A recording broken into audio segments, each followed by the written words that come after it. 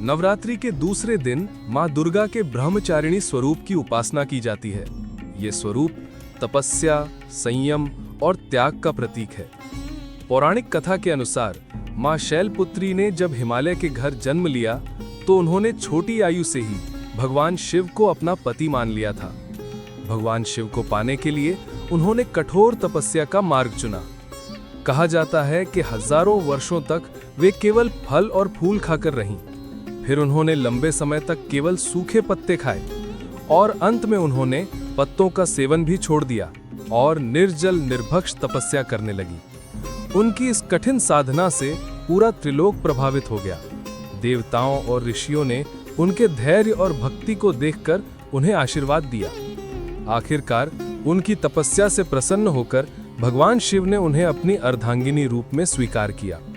मां ब्रह्मचारिणी के हाथ में जपकी माला और कमंडलू होता है।